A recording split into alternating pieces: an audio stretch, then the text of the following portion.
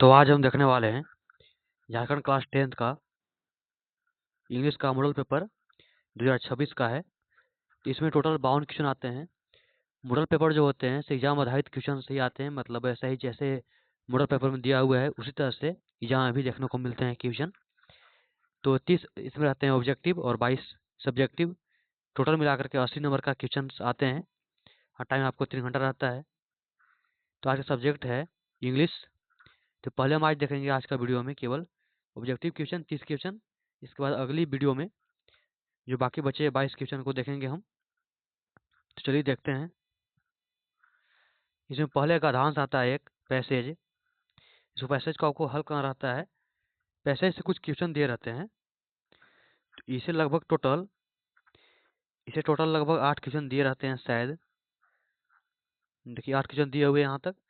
तो हम करना क्या है, पैसेज हम किस तरह से बनाते हैं। पैसेज बनाने का एक तरीका है कि पहले आप क्वेश्चन को पढ़ लीजिए। पहले आप क्वेश्चन पढ़ लीजिए, उसके बाद पैसेज में चलिए और जहाँ जहाँ मिलेगा वहाँ टिक लगाते चलिए। उसके बाद आंसर हम लोग कंप्लीट करेंगे। तो देखिए पहले क्वेश्चन पढ़ते हैं पहले हम लोग।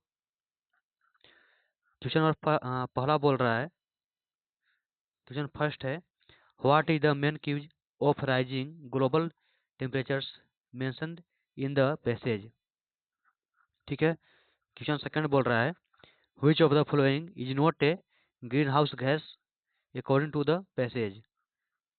क्वेश्चन नंबर तीसरा बोल रहा है, rising sea levels mainly threaten. Question number four, according to the passage one major effect of unpredictable rainfall is. Question number 5, which of the following is not mentioned as a way to reduce carbon emissions. Question number 6, the word invisible in the passage means. Question number 7 बोल रहा है, who does the passage suggest should take action against climate change. Question number 8 बोल रहा है, what is the tune of the passage. मतलब passage क्या बोलना चाह रहा है। तो चलते हैं इसका पोएम में, पैसेज में। तीसरा देखिए यहाँ पर, यहाँ शुरू करता है। अगर इस पैसेज को देखा जाए तो पैसेज क्लाइमेट चेंज के बारे में दिया हुआ है, हमने पढ़ा है एक बार। तो in recent years climate change has emerged as one of the most pressing global issue. Scientists agree that the Earth's temperature is rising due to increase in the greenhouse gases. देखिए पहला का आपको आंसर मिल गया यहाँ पर, increase in green houses gases. इसमें कौन सा दिया है ऑप्शन में? ऑप्शन में सी दिया हुआ है। इसका आंसर क्या हो जाएगा? सी। दूसरा बोल रहा था, which of the following is not a green house gas according to the passage. मतलब कौन सा ग्रीन हाउस गैस नहीं है पैसेज के अनुसार। देखिए यहाँ पर दिया होगा, greenhouse gas such as carbon dioxide, methane and nitrous oxide. These gases thrive in the atmosphere. यहाँ पे देखिए तीनों के बारे में दिया हुआ है। कार्बन डाइऑक्साइड भी दिया हुआ है, मिथेन भी दिया हुआ है और नाइट्रस ऑक्साइड भी दिया हुआ है। यहाँ देखिए इस ऑप्शन में तीनों दिया हुआ था। यहाँ पर देखिए ये भी था, ये भी था, ये भी था। कौन नहीं था? तो ऑक्सीजन नहीं था। तो ये बोला कौन सा ग्रीन हाउस गैस नहीं है पैसेज के अनुसार, कौन सा नहीं है? सी। तो इसी प्रकार आपको करना क्या है कि पूरे क्वेश्चन को पैसेज के एक बार पूरा पढ़ लेना है। पढ़ने के बाद आपको बारी बारी से पैसेज के क्वेश्चन को सोल्व कर लेना है, देख लेना है। यहाँ बोल रहा है राइजिंग सी लेवल्स मेनली थ्रीटेन। तो इसका आंसर था कोस्टल सिटीज। आप एक बार पूरा पढ़ लीजिएगा, इसके बाद बनाइएगा पैसेज के क्वेश्चन आंसर को। हम चलते हैं आगे। क्वेश्चन नंबर 9 बोल रहा है, choose of the most appropriate option and answer of the following question. इसका आपको आंसर देना है। लेकिन नवा क्वेश्चन बोल रहा है, आप इसको क्या कीजिए तो इनडायरेक्ट स्पीच में बनाइए। डायरेक्ट में दिया हुआ है, आपको करना है इसको इनडायरेक्ट में बनाना है। He said to me will you help me. Question बोल रहा है he said to me will you help me. तो इसका आंसर क्या हो जाएगा? तो इसका आंसर हो जाएगा, देखिए यहाँ पर दिया हुआ है, he asked me if I would help him. ठीक है, तो इसका आंसर सी हो जाएगा। आप जब डायरेक्ट इंडायरेक्ट बनाते हैं तो इसको आपको देखना है कैसे बनाते हैं, आपको पूरा इसको पढ़ाया हुआ है। अगला क्वेश्चन है क्वेश्चन नंबर 10। इसको भी बनाना है आपको इंडायरेक्ट स्पीच में। बोल रहा है Raju said I was playing yesterday. तो इसका क्या हो जाएगा, इसका बताइए। तो इसका आंसर हो जाएगा A, Raju said that he had been playing the day before.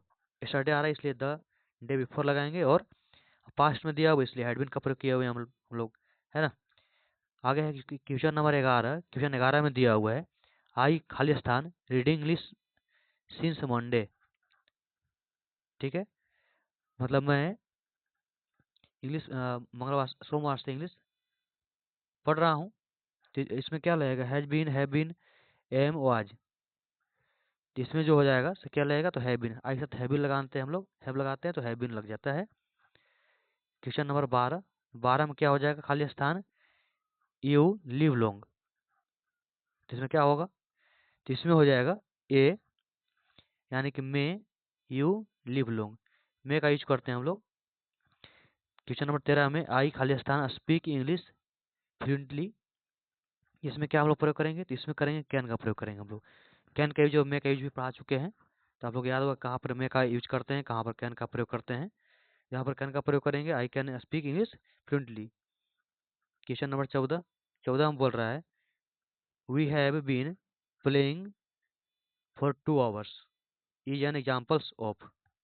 इसका पूछ रहा है किसका एग्जाम्पल है, we have been playing for 2 hours. बताइए इसका किसका एग्जाम्पल है। तो एग्जाम्पल है आपको प्रेजेंट परफेक्ट कंटिन्यूअस का। हैव हैज बीन के बाद अगर V4 लगा हुआ है, उसके बाद कोई टाइम दिया हुआ है, तो प्रेजेंट परफेक्ट कंटिन्यूअस में आता है। 15 में दिया हुआ है question number 15, I wish I खाली स्थान रीच। क्या हो जाएगा यहाँ पर, तो यहाँ पर हो जाएगा वेयर। वेयर का प्रयोग करते हैं, जब विश की बात करता है तो वहाँ पर वेयर का प्रयोग करते हैं हम लोग। Question number 16। 16 में क्या है, change into negative sentence always speak the truth. Always speak the truth को आपको नेगेटिव में बदलना है। तो नेगेटिव में क्या हो जाएगा, तो नेगेटिव में आपको हो जाएगा नेवर टेल ए लाई। मैं कभी झूठ नहीं बोलता, है ना। तो यहाँ बोला था कि हमेशा सच बोलना के उसको नेगेटिव बदलना था। तो never tell a lie, option number A. अब फिर पैसा ही दिया हुआ है छोटा सा, इसको भी देख लेना है आपको। ए पैसेज आपको बुक से दिया हुआ है, परंजोल और राजवीर, एक जो स्टोरी है उसका दिया हुआ है। तो आपने पढ़ा होगा बुक को, तो आपको याद होगा परंजोल और राजवीर के बारे में। दोनों दोस्त होते हैं, पढ़ाई करते रहते हैं, फिर साथ में घर जाते हैं इन लोग। असम का होता है, कहानी असम का इर्द गिर्द घूमता है। क्वेश्चन नंबर 17 बोल रहा है वेयर वेयर परंजोल और एंड राजवीर ट्रेवलिंग। मतलब परंजोल और राजवीर कहाँ पर ट्रेवलिंग कर रहे थे।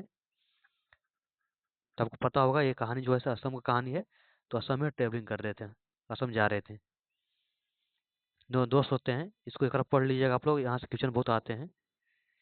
Question number 18। 18 बोल रहा है what fascinated Rajveer during the train journey.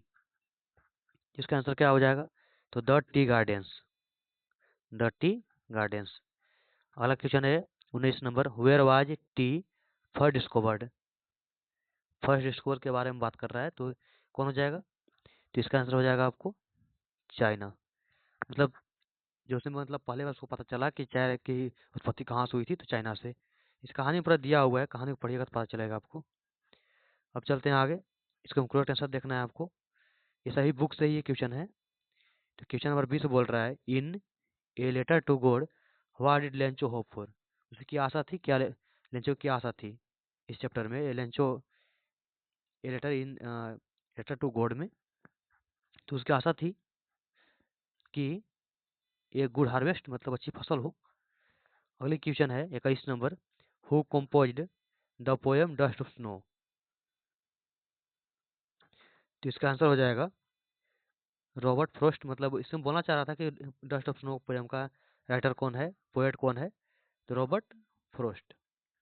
Question number 22, in Nelson Mandela long walk to freedom, आपका सेकंड चैप्टर है फर्स्ट बुक का। What did Mandela describe as twin obligations, मतलब उसके ट्विन ओब्लिगेशंस क्या क्या थे? तो इसका आंसर आपको है to his family and his country. ठीक है, अगला क्वेश्चन है question number 23। In the thief story, जो सेकंड चैप्टर सेकंड बुक का सेकंड चैप्टर है thief story, what was the thief's real name, मतलब उसमें जो चोर था थीफ था उसका रियल नेम क्या था? तो उसका रियल नेम था हरि सिंह। आगे क्वेश्चन नंबर 24। तो 24 नंबर बोल रहा है the baker presence was announced by the sound of his, मतलब जो बेकर जो आता था, आप लोग बुक पढ़े होंगे पता होगा, जैसे बेकर मतलब जैसे पाव रोटी जो होता है उसको मतलब बेचने आता है तो उस एक चीज से आवाज करता रहता है जो सभी को बुलाने के लिए, जो मतलब जैसे आवाज करता है तो सभी लोग उसके आसपास दौड़ के चले आते हैं। तो किस चीज से आवाज निकालता था? तो आवाज निकालता था आपको बम्बू की एक छड़ी होता है, बम्बू होता है उससे पिट पिट कर आवाज निकालता है। Third of bamboo staff, option number B. 25 number question बोल रहा है Coorg is located between which two districts of Karnataka, मतलब जो कुर्ग जो स्थान था जो अभी तो आपके बुक में दिया हुआ है, कुर्ग कुर्ग जो स्थान है कहाँ पर है? तो कुर्ग जो है कर्नाटक में है, कर्नाटक में कहाँ पर है, किससे किसके बीच में है, वही पूछ रहा है इसमें कि कुर्ग कर्नाटक के किस जिले के बीच में है? तो ये जो आपको है मैसूर और मंगलोर के बीच में था, ऑप्शन नंबर ए। ठीक है, आगे है 26 number who was kitty, kitty कौन था? तो आपने पढ़ा होगा तो पता होगा कि किटी कौन था। तो किटी किटी आपको था एनीज डेयरी, एनी जो डायरी लिखी थी वो उस डायरी को नाम रखी थी किटी। Question number 27। ये Trump of surgery tricky was, ये ट्रम्प सर्जरी जो सेकंड बुक का फर्स्ट चैप्टर है उसमें ट्रिकी जो है से क्या होता है? रैबिट होता है, डॉग होता है, पैरोट या फिर कैट? ये डॉग होता है, ऑप्शन नंबर बी। अब क्वेश्चन में देखते हैं 28। 28 नंबर बोल रहा है what was the narrator profession the hack driver, उसका प्रोफेशन क्या होता है? इसका प्रोफेशन होता है आपको लॉयर, ये लॉयर होता है। Question number 29।